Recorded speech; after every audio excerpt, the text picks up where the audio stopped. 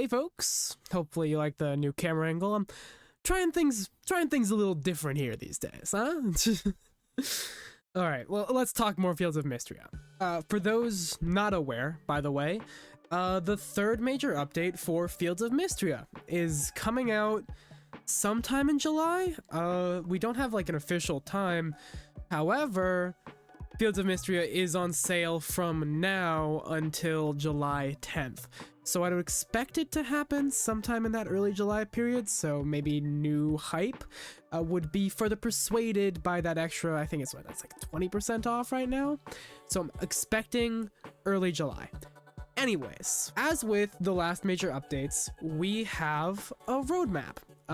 Goes over all of the new things that we can expect in this third major update for Fields of Mistria. Now, it's got all this stuff about like the story and the characters and like the fishing and mining. Like, we don't care about that because you and I, we're professional farmers. What we do is make a lot of money on our farm, and that is all we do. So today, what I'm going to do is I'm going to look over the roadmap purely from the perspective of somebody that is looking at the mechanics surrounding our farm and making the most optimal farm that we possibly can. So for the purposes of this video, we'll be skipping the villagers and romance, mines and dungeon, town and renown, customizations and cosmetics. All of those sections, we're going to be skipping them. Here is the actual roadmap. It's right next to me here. You can pause and read it, or you can click the link down below. I'm going to put it there for those curious because it is interesting. And what's kind of fun about the roadmap and what's going to give us a little bit of something to talk about is that it doesn't actually tell us exactly what we're getting. It'll tell us names or like general things we're going to be getting, but nothing specific. So you and I, we're going to do some speculation here. So I'm specifically looking at the skills and perks section, as well as the miscellaneous section, which contains, spoiler alert, one of the most important updates, at least for us, that this game has ever gotten. I'm very excited about it, but also a little terrified. All right, enough dawdling. Let's start with skills and perks. Now, as far as what we're getting skills and perks wise, it says we're getting additional tier 4 and tier 5 skill perks. And you might be saying, Maxim, we already have tier 4 skill perks. And that's true. But some of the categories of perks only have 3 tier 4 skill perks. I imagine what is going to happen is those categories will be getting an additional tier 4 skill perk to make it 4 like all the other tiers, and then we'll be getting 3 to 4 tier 5 perks for every single category. Now, you and I, we actually don't care about all of the skills and perks. I mean, we're not woodworking, we're not blacksmithing anytime soon. However, the ones that do matter to us are obviously farming, ranching, cooking, and bear with me, mining. Okay, I'll explain it when we get there, but I think we might see a mining perk that would give us a lot of help. So let's start with our most obvious one, right? Farming. We farm. We want good farming perks. But also, we have so many perks in the game now. What farming perks could we even get anymore that'd actually be helpful? Well, I have a couple of ideas. First and foremost, and I'm shocked that we don't have it, a perk that gives us a 5% to 10% chance of getting an additional produce on harvest. You know, you harvest your wheat, you get 2 wheat instead of 1 wheat every like 5 to 10%. It's surprising to me because it feels like they've done literally everything else except for it. I mean, you can get cooked food, recipes, gold coins, but you can't just get the actual item twice. Very surprising to me. I would not be shocked if we see that come in this update. Now, another perk that I think would be possible, especially with what's coming in the miscellaneous section, again, we'll get there in a second, is a perk that every once in a while gives you your seed back when you plant a crop. Again, this is another one that I'm pretty surprised by, given how niche some of the perks that we've gotten in the last 2 updates have been. But I feel like this would be nice as well. I mean, especially if you're trying to make like a large farm, sometimes you have to plant just as many as you possibly can until you make enough money off of those crops to actually fill out your whole farm. I mean, I've definitely done this, but I'm a maniac, so I might be in the minority. Still, I feel like that is another possible perk that we could be getting in this update. Now, nebulously, and I don't really know how they do this, I'd love to see some perks that buff single harvest crops, because as it stands right now, in every single season, single harvest crops are just objectively worse than multi-harvest crops unless you're planting them like halfway through the season. Just like fine if you're bad at planning or whatever, but you know, you and I, we're on professional farmers mode, you know? We are perfectly capable of just planting all of our multi-harvest crops at the start of the year, or at the start of the season, sorry, and just reaping that benefit the whole time. There's no point, if you're like actually considering logically what plants that you're putting down in every season, that you would ever plant a single harvest crop, which sucks. It sucks for especially the variety in the game, because you don't want to just plant tea every time you're in summer, wheat every time you're in fall, snow peas every time you're in winter, normal peas every time you're in spring. Like that'll get boring. It'd be cool if there was some fun crop in the game that gave you a bonus for running watermelon. You know, like you know, if it takes 9 days, maybe now it takes 7 days or something like that. You know, like something that would give these otherwise niche to just objectively worse crops some actual viability for somebody who is trying to make a farm that's like actually good and not just making it with everything just because you want everything, right? Which is also perfectly reasonable if you're a fool who doesn't want to have the maximum profit that you could possibly have, because why wouldn't you want anything else? I don't know. That's crazy. You're crazy. You're crazy for that. Okay, let's cool down. Cooking. So, when looking at cooking, there's not a whole lot that I think we'll actually get out of cooking, as the way we use cooking and the way like you're supposed to use cooking are 2 very different things. It seems like they want cooking to be something where it's like you can make things that people like, so that they like you more, so you can get deeper bonds with these characters that you like and experience the story that they've built for us. But I really just care about cooking things because they're worth 10 more gold. So what could we possibly get that would make cooking more valuable for us?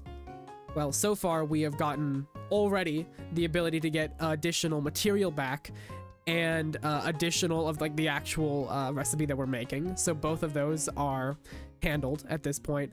But something that we don't have that I believe woodworking does have is the quality infusion.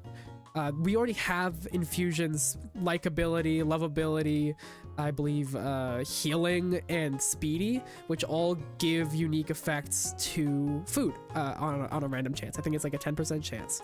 You know, likability makes it a universal like, lovability makes it a universal love, speedy makes you go fast, absorption gives you your health back. But quality gives you a 10% sale increase for the item. So for our case, that would actually be fantastic. That'd actually be the only one that we'd care about. And I'm surprised that we don't have it yet. Again, I think it's because that's not what cooking is meant to be. But if they did add it, that would be nice for us. I think that's the only thing that I can really think we would want from cooking in terms of like a optimal gameplay perspective. So we can move on to ranching. Now, when looking at ranching, there is one perk that I'm almost 100% guaranteed we will be getting. And that is a perk that gives capybaras and alpacas a chance to give extra produce. How do I know that we're gonna get this? Because we have the exact same perk, but for every other animal in the game. So there's just no way. There's just no way that we don't end up with this in this update. But what else could we get? Personally, I'd love to see something that could buff the idea of raising your animals, especially on scale. Because when you have a lot of animals, planting regrowing crop to let them graze on is just throwing away profit.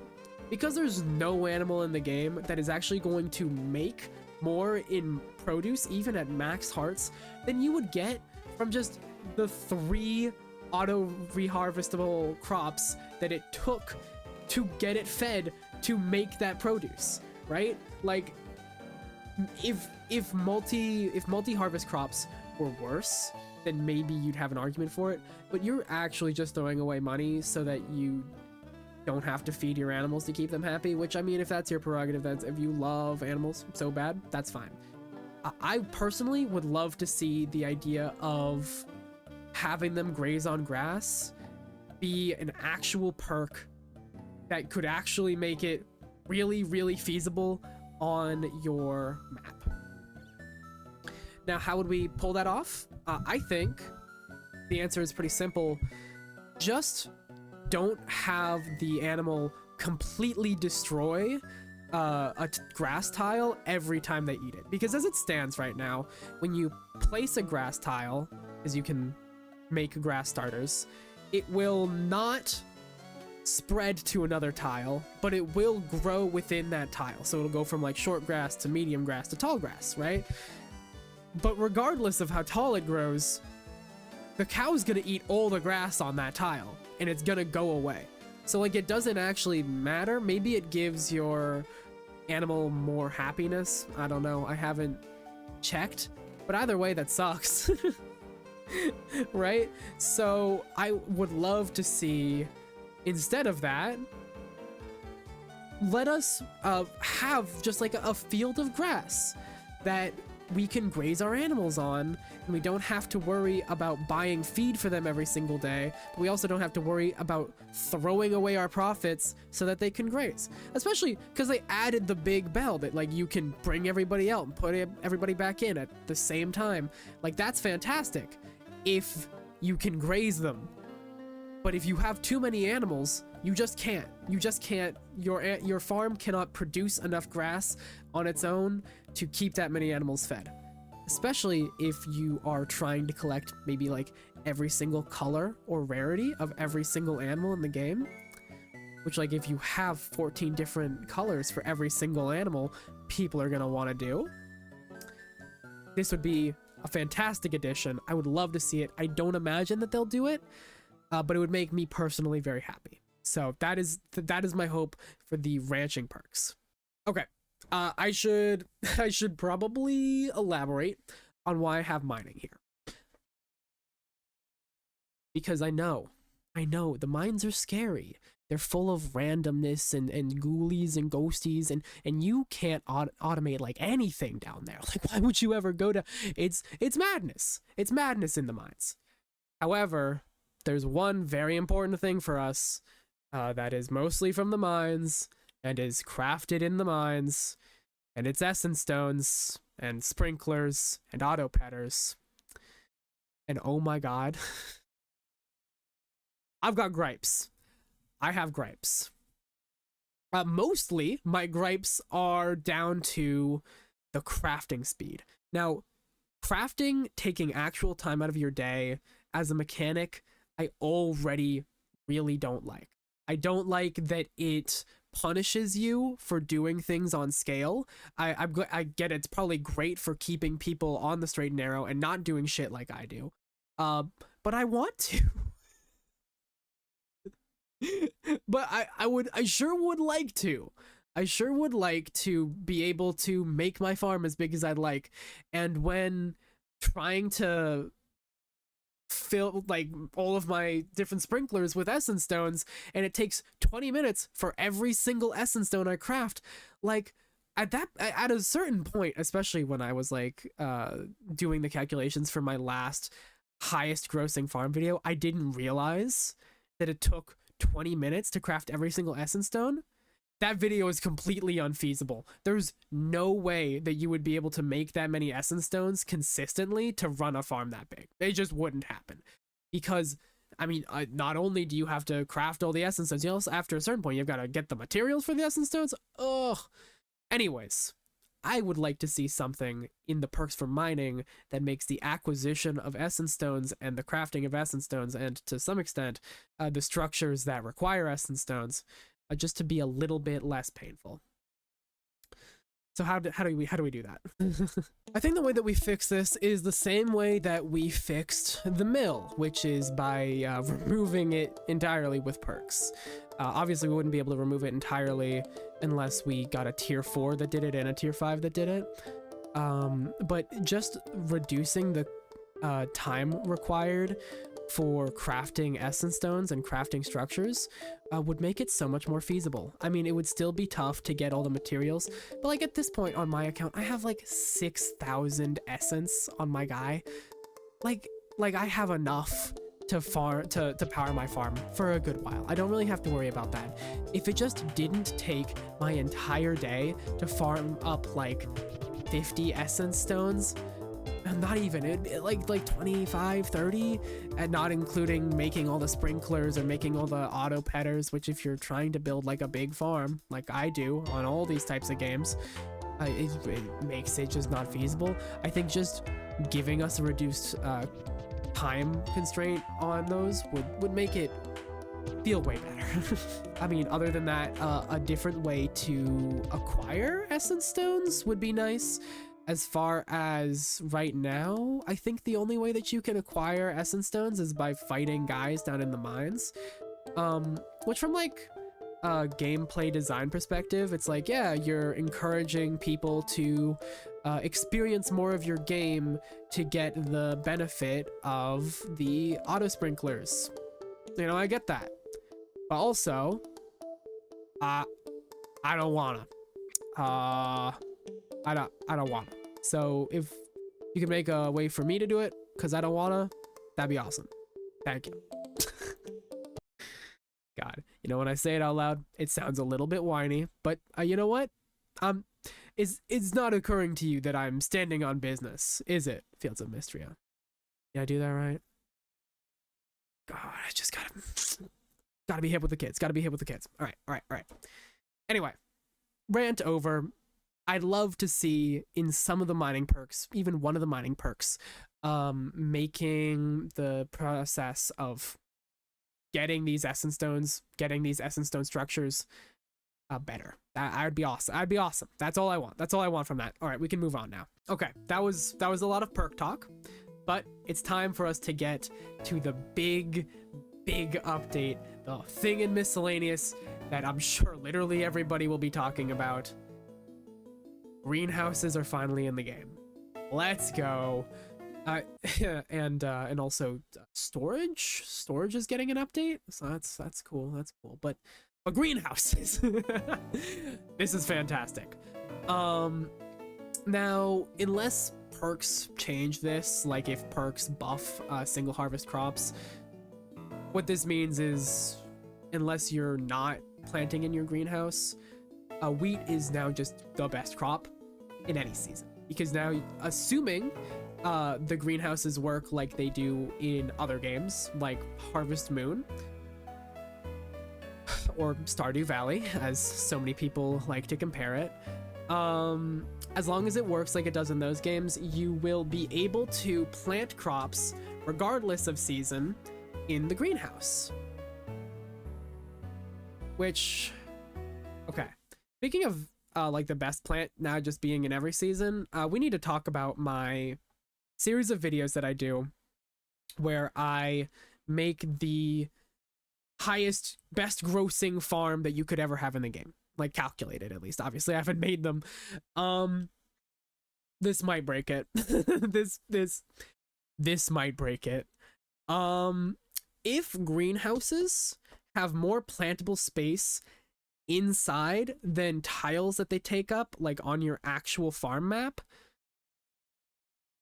the strategy will become to cover your entire map in nothing but greenhouses to get extra tiles to plant on, so you can just plant only wheat the whole time. And it's at this point that like I feel like these calculations will pop over from, oh, you know, this would be possible, but it would just take like hours and hours and hours, into it's just not feasible. I mean, like, you could, but like, why would you? That would look awful. It would feel awful to play on.